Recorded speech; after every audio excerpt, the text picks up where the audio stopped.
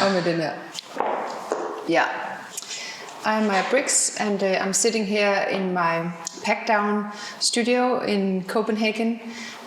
My new future studio is being redecorated next door, so what we're sitting in front of here is basically 23 years of work, all the way back to my studies in London at St. Martin's, and it's a lot of work from my years as the head of women's wear for Henrik Ibsgaard.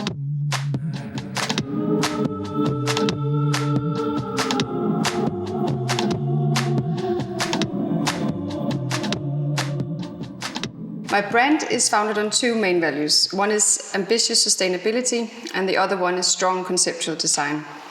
The core values, they are really sort of the foundation of everything I do. So they dictate the business model and the way I design.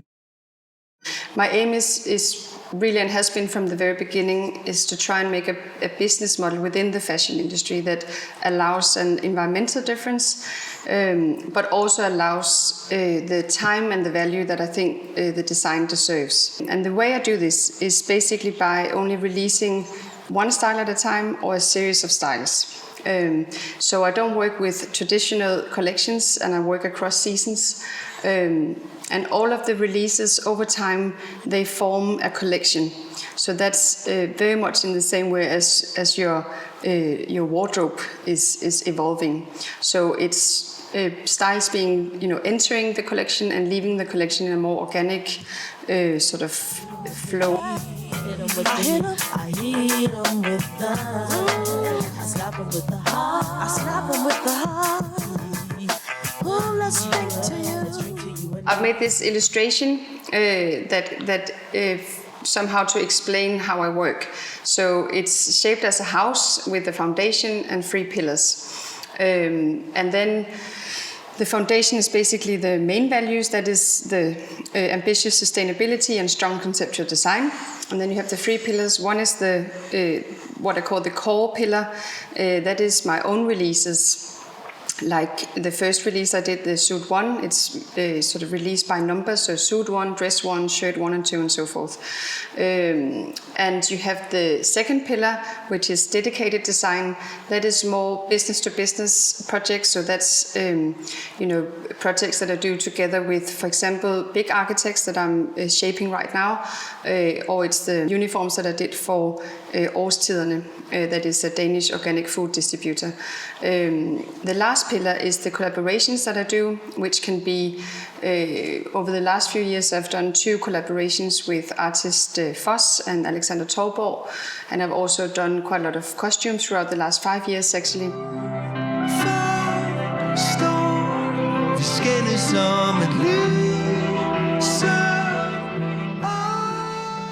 The first project I released was suit 1. The suit is basically one of the biggest icons within the fashion history. And I really looked at it as sort of this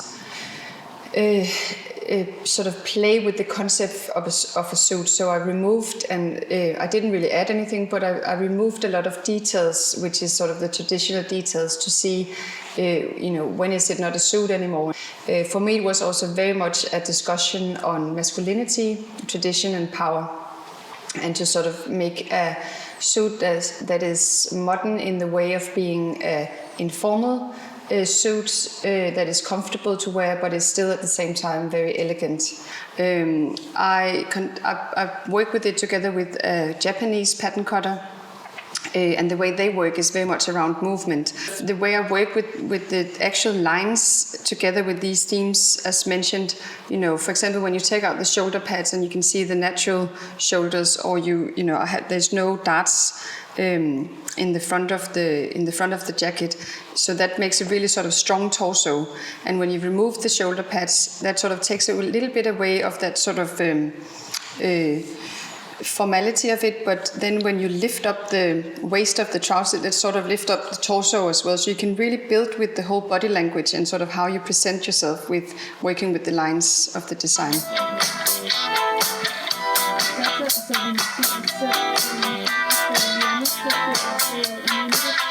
Dress 1 is very much one of my own design icons. It's a style of clothing that I've always been wearing, and it's something that I've sort of constantly sort of grown into the collections of my designs.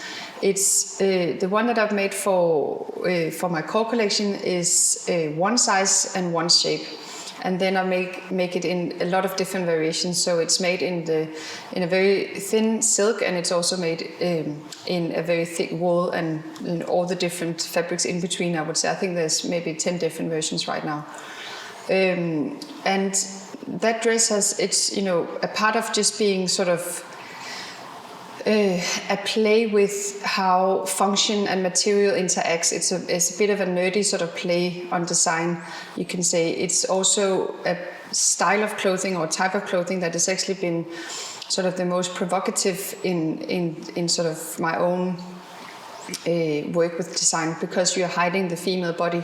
It's an oversized dress, and it's not feminine in the sort of traditional way, and it's a different way of showing femininity or sensuality. So for example, when you're wearing like a silk dress and there's a lot of fabric, as there is in an oversized dress, then that totally feels, it's a very sort of sensual experience to wear it, and that affects the way you sort of behaving or entering the room. But it's also it also looks very feminine. I think it's a very elegant way of being sensual or feminine. Dedicated design, which is the second pillar, and these sort of business-to-business projects that I'm doing. One of them is the project I did for Årstiderne, which is a Danish organic food distributor. I did the uniforms for their farm in northern Zealand, so they have gardeners and they have a farm shop. We developed this working uniform from them in cotton corduroy, and for me to work with a company like that is really, first of all, a part of how I sort of work with a scale in my company. So, because the orders I do in the core collection is very small orders, and, sort of direct to customer. I try to look at it a little bit like an architecture studio, where you take in projects, and in that way, you can sort of create and distribute your ideas and concepts.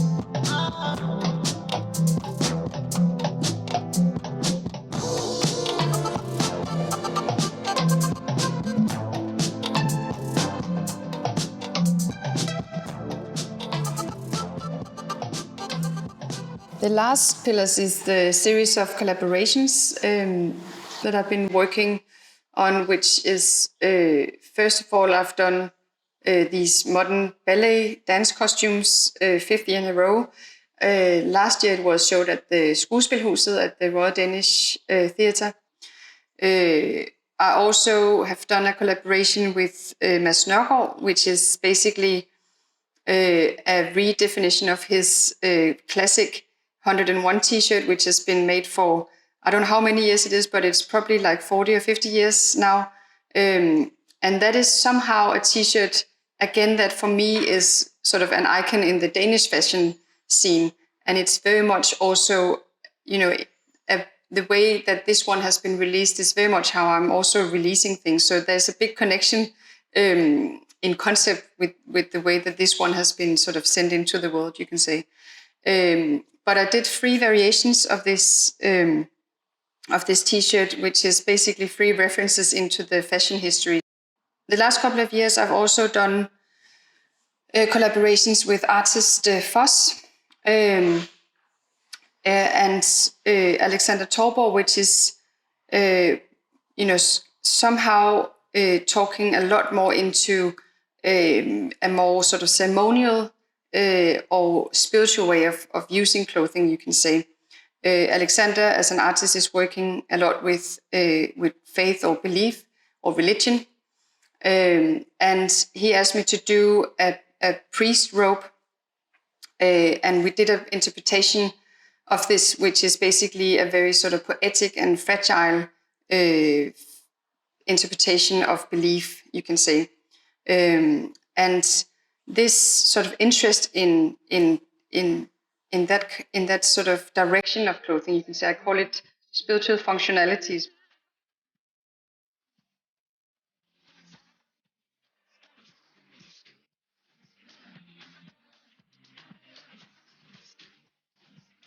I work with a 360-degree sustainable approach. And that means working with sustainable materials like organic cotton, recycled materials, or waste materials. Like, for example, the lining of my suit is made from copra, which is made from the nuclear of the cotton plant. So you basically use something or a material that is normally thrown out of the production or waste material. And I'm basically only making made to order, so I'm only making what is being ordered and I have no stock. I work to slow down the pace of fashion by releasing less numbers, less frequently.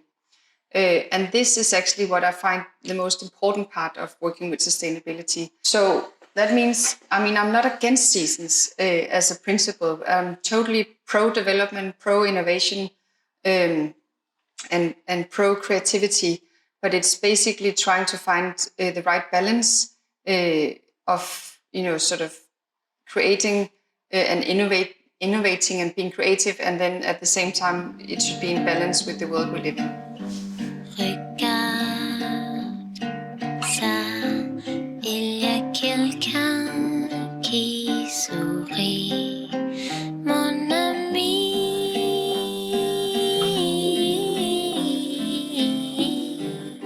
Sur moi, l'éléphant, et j'attends sur le quai qu'on aille valser sur le pont des arts.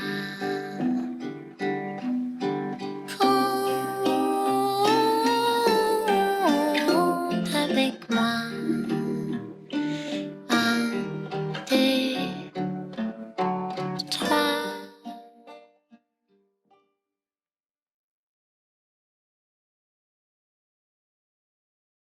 Hello and welcome to Fashion Open Studio with MAJA BRIX as part of Fashion Revolution Week. MAJA, since launching your label in 2016, you've become recognized for responsible and sustainable fashion, a fashion that is placed outside the seasonal system with a pre-order system and no stock.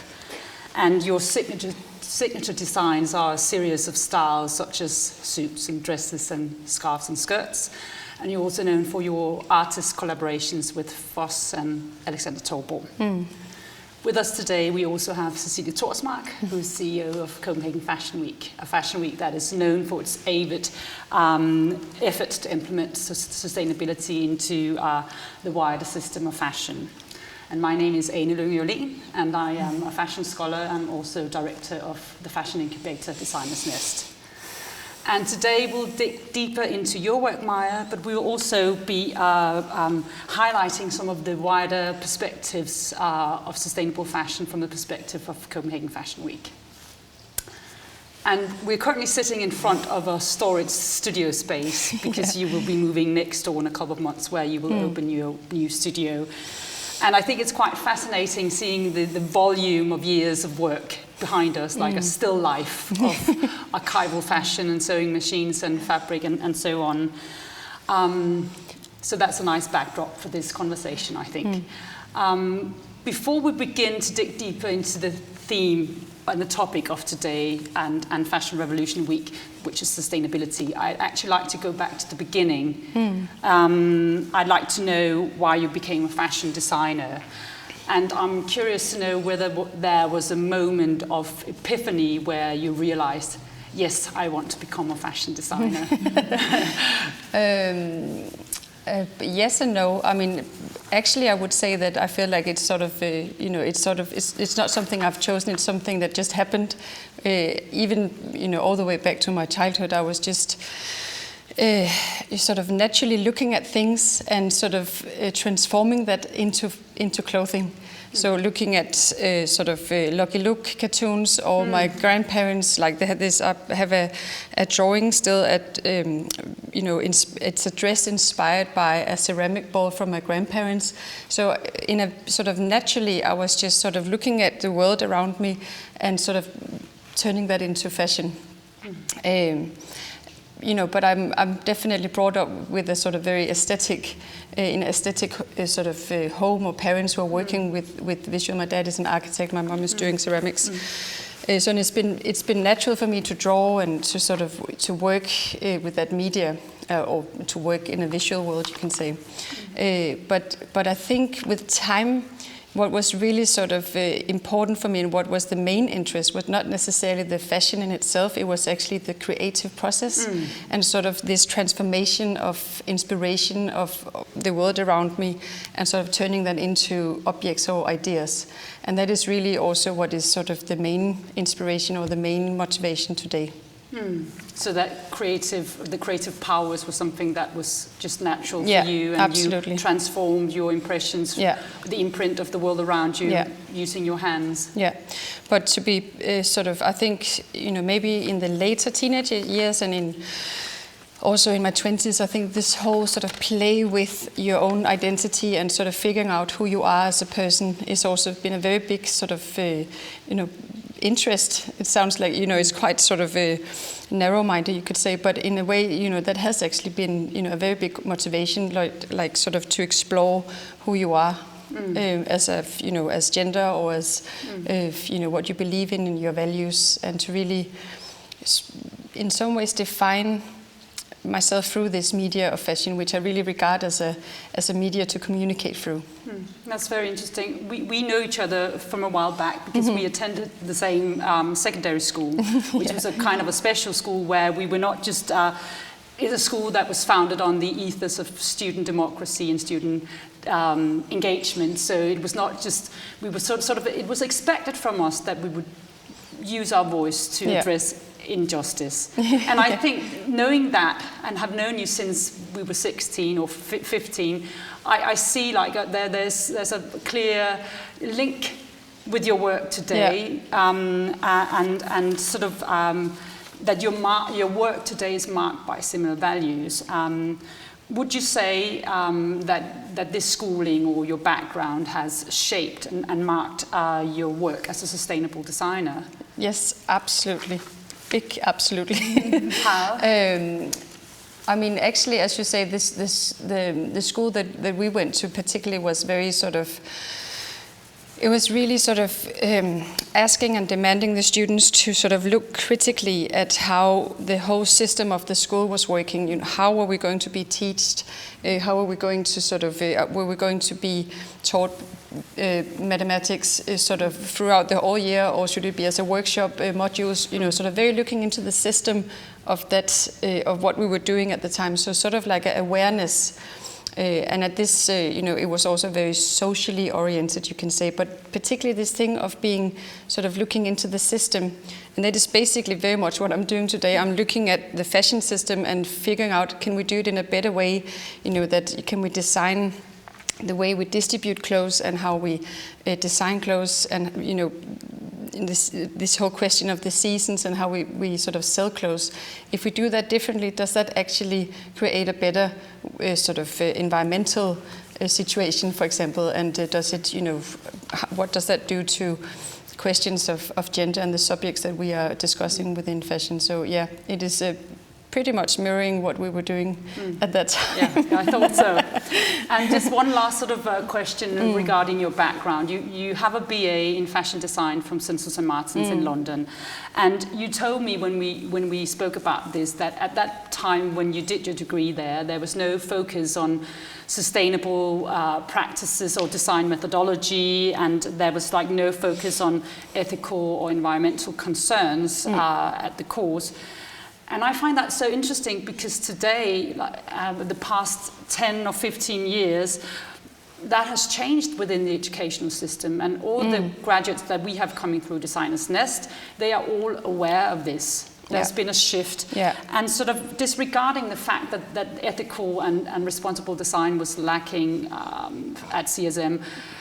I'm interested to know, because CSM is so, the trademark of that school is individual creativity. And do you see like a link between that individual creativity that is emphasized during those formative years and how you work today as a designer? With a sustainable practice? Yeah. I mean, there's two things I want to say about that. The one thing is that, the sort of creative training that I was going through at that time, and that I also really continued doing, working for Henry Vibskov and so forth, is really what I'm using to create my business model, and sort of what I've been training when I'm sort of building up the concept of the projects that I do. So that is shaping that part, and sort of that very, very clear sort of expression of the values that I would like to sort of discuss or to emphasize in my work. But I think also, like, when I was studying back then, that was really when I realized, okay, I was just one big question mark. I didn't know why we were not asked, why are you doing fashion? Why are you inspired by a flower or a homeless person? Is that okay? Or, why are you, what is this about? What is it sending out into the world? I didn't understand it. And I think I didn't understand it because I was looking very much at my dad as an architect from the, sort of educated in the 70s, and really sort of working in a very, very sort of responsible and socially aware sort of manner, you can say. I was like, okay, why are they so aware politically and socially in architecture? Why are we not that aware in fashion? So I was really just trying to sort of track that, or to draw that into fashion, and try to work in the same way, being responsible and aware of, why am I here and what am I doing, and what kind of, what is my responsibility in the fashion field. So that it was very, very clear to me at that time, like, this makes no sense, and I really would like to do that.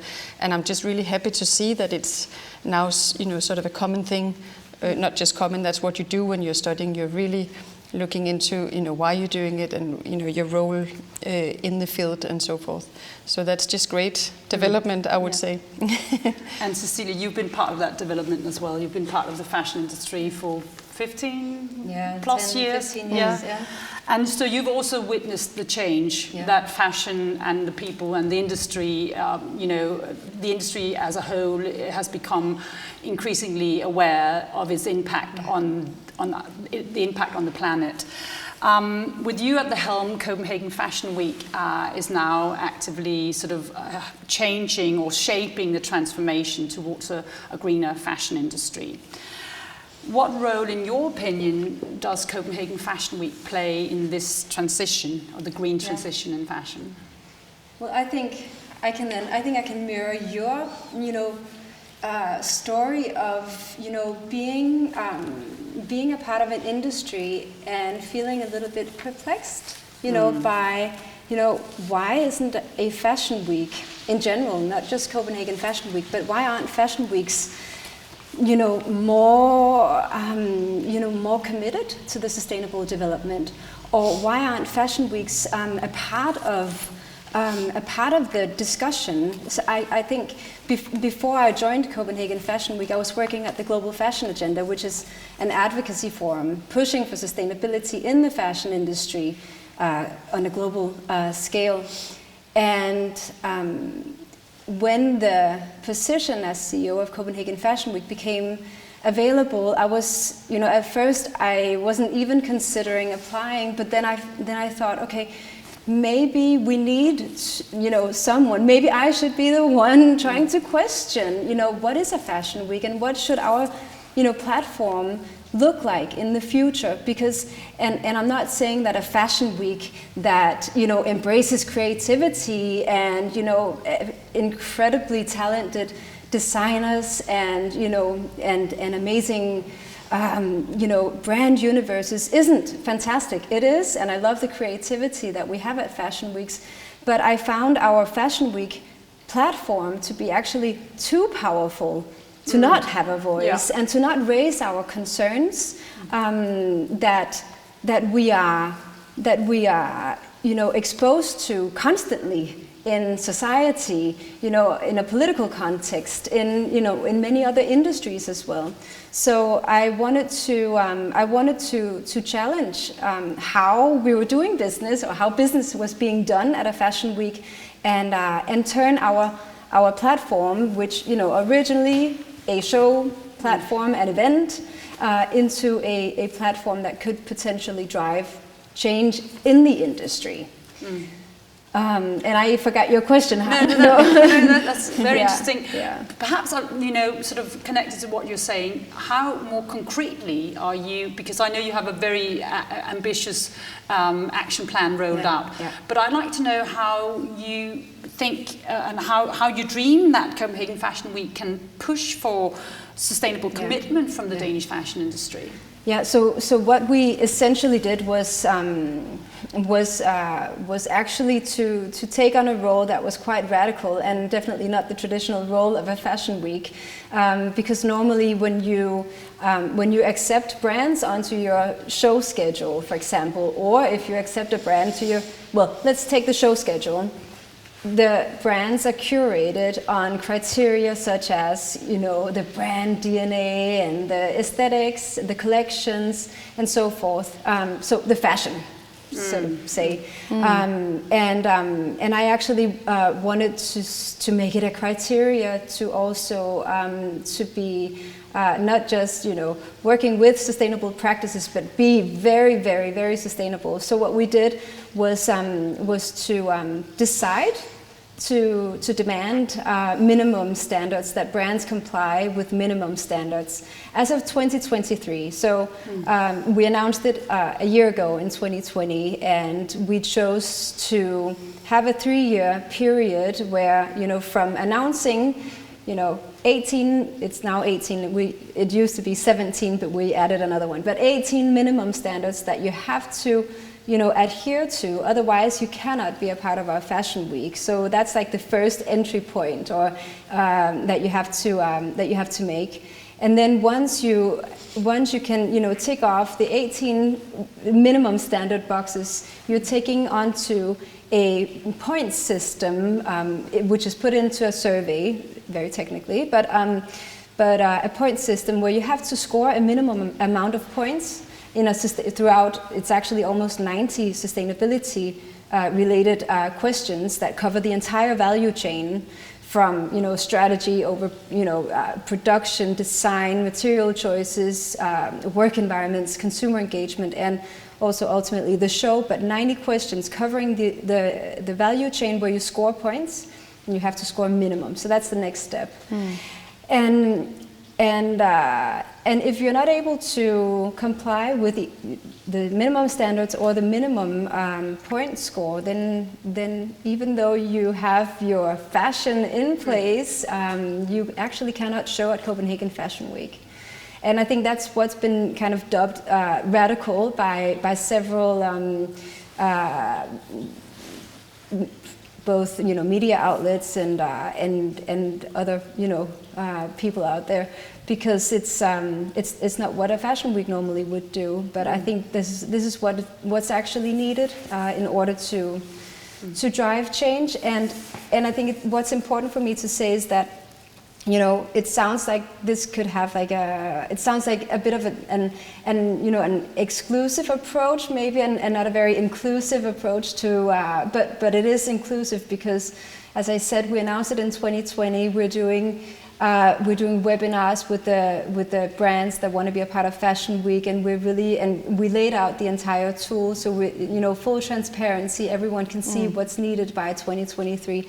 So I feel that what we've done is to actually give a helping hand to many companies and say we believe in a sustainable future, not only for the fashion industry, but for everyone as such, and we're here to help you because we demand it. Yeah. It's quite interesting, sort of looking at the whole institution of Fashion Week. Sort of historically, that has been a trade week. That's a biannual institution that pushes for biannual collections in sync with buying seasons and all that. isn't it fair to say, and this is a more of a critical question, that sort of this structure of Fashion Week, the biannual structure, isn't, you know, in sync with the green transition? I think yes and no. I think so. On the no side, where I would tend to disagree is that I think we have seasons. We have a need or a necessity to dress warmly in the wintertime, and we also have a need to put on a bikini in the summertime. So we have seasons, and I think the real problem lies in the many and the many drops in between seasons and the extra collections that are being put out there that I would argue we don't necessarily need. It's the overproduction. It's and it's also the and it's many other things. It's also poor quality, and it's the I think it's the lack of focus on longevity and whatever longevity might mean, and it can mean many things in both, in terms of both quality and design and everything. But I think that's the biggest problem. Yeah. Maja, your business is not in sync, deliberately out of sync with fashion. The whole idea of a seasonal system and buying seasons, because that's not how you operate. No. I'd like to know whether you still feel part of the system. Do you see yourself as operating inside or outside the system of fashion? Good question. I definitely feel like I'm a part of the fashion field in Copenhagen, particularly also because of initiatives like the Fashion Week and Copenhagen Fashion Summit. So, I definitely feel like I'm a part of a movement which is also very much based here in Copenhagen.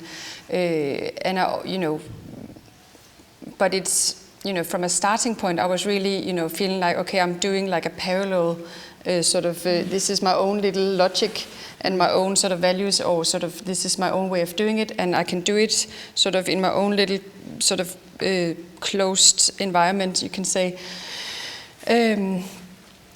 But I definitely feel the challenge has been, and what I've been most excited to see is how I could actually sort of collaborate with the fashion system and the normal system as it is. And it seems like there's a bigger openness to how I work than I actually expected. Like even some years, what is it now, 3 years ago, Holly Golightly and Mads Nørgaard, which is some of the leading fashion retail stores in Copenhagen, they even reached out and asked if they could sell my collection, and they didn't mind that some of the styles has already been sold for several years at that point. So I was actually surprised that, okay, that there is an openness, and I feel like I'm definitely, where I feel like in the beginning I was outside, then sort of in the edge, and then slowly sort of moving more and more, not towards the middle at all, but definitely sort of inside the field of fashion, which is fantastic because, I'm not sort of against seasons, as you say. It's actually it's a matter of the sort of speed of it, which is like it's sort of the complete overproduction, and sort of it's just become too much. So it's about finding a balance. It's not either or, even though I do it in a very specific way to make a point. There's still, as you say, there's the yearly seasons and sort of change in that sense. I think the biggest problem is that both the industry and also, us as regular consumers, I think we have invented needs that we don't have. And I think I think we all need to be much more critical in terms of, what we purchase. And I think it very much starts there. It also, of course, starts with the industry also being a lot more responsible in terms of how much they produce, and also looking into their business model and seeing, okay, anything that could be either tweaked or completely, renovated, I was going to say, I think that's what the solution could be to this. But what's so tricky is that fashion is the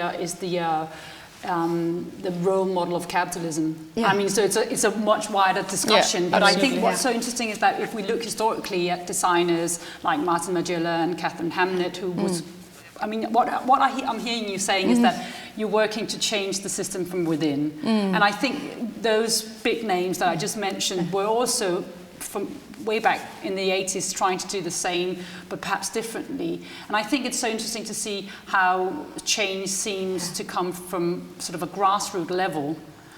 And do you think that the big companies, perhaps that's a question for both of you, can learn a lesson from the small scale based designers? I hope so. Yeah, No, I think so. yeah, definitely. yeah. For sure. I mean that's the way I do it. I don't have the full answer. I'm sort of answering what I can answer within, sort of the limits that I have, or sort of the possibilities I have, I would rather say. And I don't have the full answer, but I definitely think, just even starting to work with the system and sort of how you do fashion is, that really sort of starts the process. And I figure out things along the way that is definitely usable in a bigger scale as well. But it's a very big challenge to actually make that sort of model that I'm working with scalable.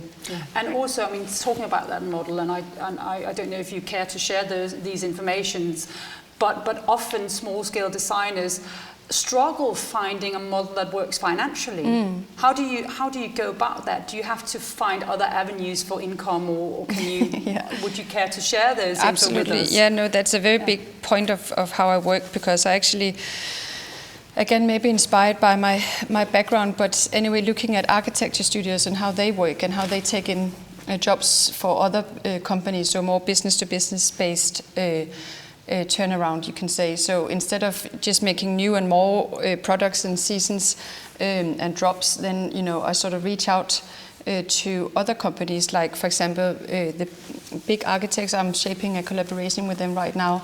They're a very big company that's 600 people working globally, and they have they don't have it right now, but we're working on and talking about what would actually be a small collection for them of t-shirts and bags and sort of merchandise, which is basically a very uncool and no-go area to look into as a fashion designer, but just that as a fact is sort of inspiring me.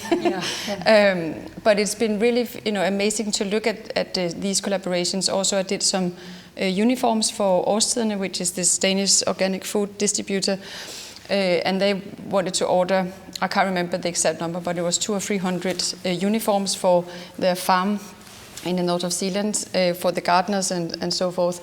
And that was also really exciting to look at, because that uniform has now become a part of my collection, and because they have a stock, then I can buy into that stock, and they're over time using that stock. So there's no waste at all in that scalable version. So when you start working with that attitude, then you find solutions along the way. Problem solving, basically. Exactly, and that's basically what the bigger companies have to do as well. You have to start somewhere, and you have to be not too scared of making mistakes, and people have to be also trusting, sort of the intentions. I mean, all this, there's a big, and that's a very big talk about the greenwashing and all of that, but I really, think that, we just have to get started, and we have to really just try out different things, and, not be scared of making mistakes. I'm also thinking about baggers, and I think that's a question for you, Cecilie, because I don't know, I think you know more about this than I do for sure. There seems to be a void, at least in Denmark, when it comes to investment in green fashion design. Do you think we would see more inclination towards actually investing in smaller designers or green fashion design houses? I mean, I hope so, and I think we are seeing the first signals that it is. I wouldn't say it's becoming a trend as of yet, but we've been reading stories at least this past year, even during Corona, with investors going into the more green profiled businesses, which I think is definitely, of course, a dream scenario for the fashion industry. So I hope so. I also see it as a indication that we are beginning to really feel the increasing demand from consumers. I think that's also why we're seeing, you know, not just the small retailers, but even some of the world's biggest retailers, you know, with super ambitious sustainability strategies, initiatives, and even also standards going forward. So I feel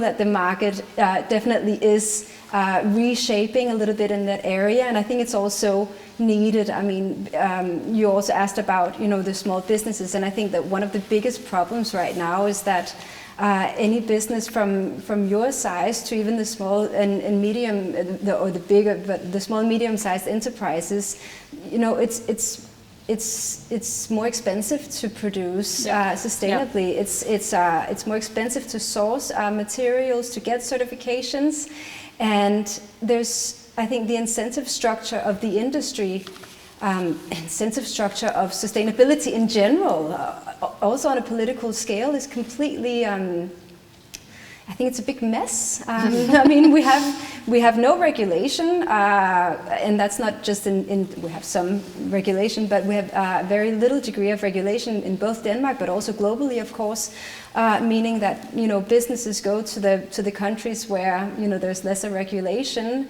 and when we don't have, you know, incentive structures either, then it becomes kind of the Wild West, and it becomes really difficult for the small and medium-sized enterprises to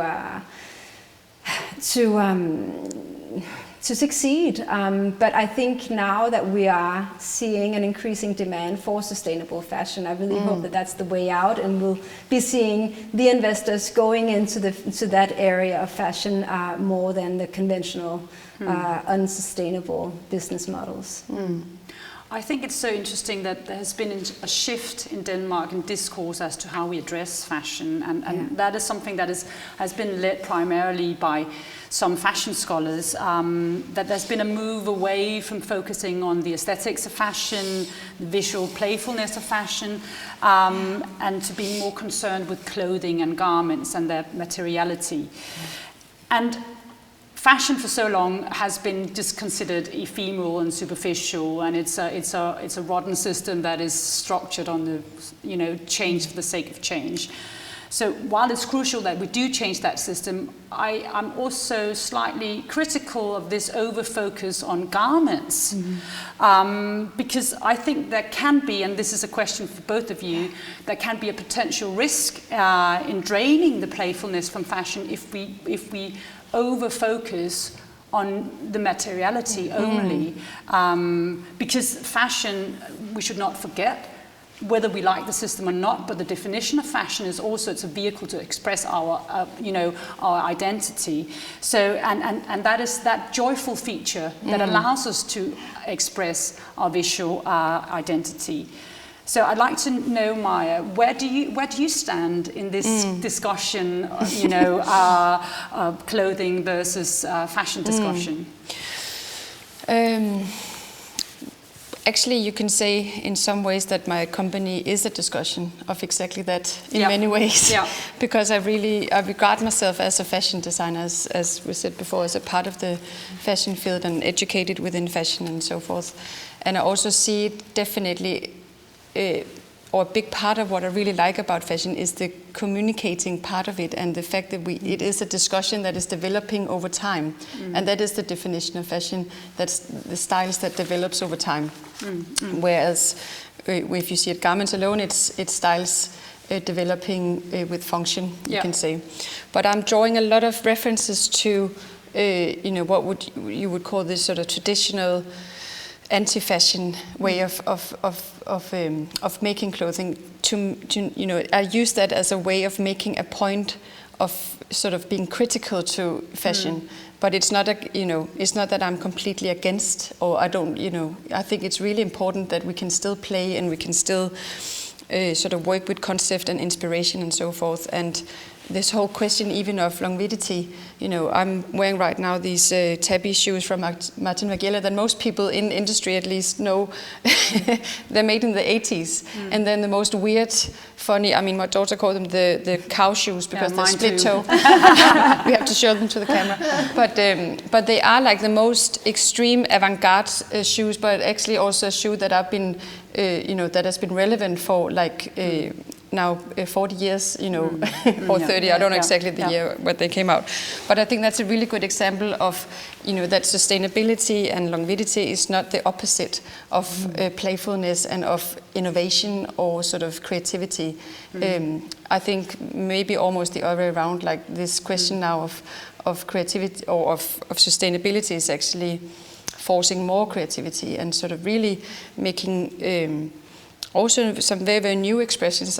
If you look at Bode in New York, she's like upcycling old embroidered fabrics, vintage fabrics, and, you know, making the most sort of savage styles for Harry Styles. And sort of I really love that combination of sort of, you know, it is like upcycling and it's super sexy and super sort of relevant in time. Yeah, there's also I don't know if that was Ray Review from Sweden and Marine Serre from France. Yeah. But I think, I don't know if you agree, but if we go back 20 years, you know, eco-fashion was surely marked by linen, beige, and perhaps what was sort of marking that whole area of sustainable fashion, that it was that focus on function and environmental friendliness and so on. And do you think, well, perhaps we've already touched on it, but do you see that designers now working within the system are bridging that gap, that sustainable fashion is also, for want of a better word, sexy? No, and I completely agree with Maja. And I mean, and I mean, look at what Maja is designing. I think that's a perfect example of sustainability. Of course, you know, that sustainability can be super sexy, fashionable, or whatever word we should use. I also think that, I mean, that's also why I dare to take on that challenge for a fashion week, because I do think the two can be paired to perfection, actually, and that we, you know, by 2023, when the sustainability requirements come into effect, that what we'll be presenting at Fashion Week is the brands that are, you know, best in class, both in terms of fashion. And also best in class, of course, in terms of sustainability. So yes, Yeah, but it's interesting because a fashion week, just like designers, the fashion week is only as good as its designers. Yeah. You can provide the platform, you can, you know, you can sort of govern the rules and so on. But how do you balance? How do you see that balance happening, featuring, you know, the designers with the best sustainable practices, but also the fashion that makes us dream not only of a better world, but also that makes us dream of being attractive and creating fantasy and all those lovely things that we also connect with fashion. Well, I actually think that one thing that we should be super thankful of here in Denmark is that sustainability is, I mean, not just on the radar, but I think it's very high up on the agenda of most of our super talented designers here in Denmark. So I feel very confident that, you know, our fashion week will still be, you know, a perfect curation of the best of fashion, but with designers who have, you know, taken on the challenge of aiming not just high, but sky high in terms of sustainability, and that's something that's, I think, ultimately will differentiate our fashion week, but also our fashion industry from others. I know that, of course, it's not like it's only in Denmark or in the Nordics that we are sustainably focused at all, but I really think that the speed of the transition is quite high at the moment. So, yeah. Talking about speed, I know Maya is very fascinated by smart and fast cars. And you mentioned Tesla as sort of the ideal dream car, and I have to mention it because I think it's such a great comparison, you know. If Tesla is the ideal, right? What is needed to make the Tesla version of fashion, and how would you do it? I mean, what is we've talked about this, about the Tesla comparison, and that is, you know, particularly speaking into this whole thing of, you know, that when you're branding something, it doesn't have to look like slow, it doesn't have to look earthy or sort of organic or sustainable in that sense. It can look super you know, fast forward, sort of streamlined, modern, futuristic, whatever. So it's really, for me, that has been sort of, you know, I've really looked at them as a company, not in comparison, but sort of as an aim of, or a proof that it is actually possible, and these two can actually be combined. And I really love to sort of, you know, also think of somehow that we should see the sort of, we should use this innovation and development, and we should sort of change what, you know, we should change the whole sort of system in this with the same speed and the same effectivity that we actually destroyed it, you know, until now. So it's sort of a way that, you know, I've also felt a bit, you know, not so happy about the sort of term slow fashion. I don't really identify with slowness in a way. Yeah, I see that. And I'm working my ass off and so on. But anyway, it's so there's been something with the word that I didn't identify with. So I think there's something really nice about sort of connecting sustainability with sexiness and you know, future and high tech and even also using, you know, just on a sort of practical level, using high-tech materials like, I'm also talking about this in the introduction, but sort of using, developing jersey from sea cells, from algae from the sea, or from coffee ground, or, you know, I absolutely love this, you know, how technology and sustainability is actually connecting.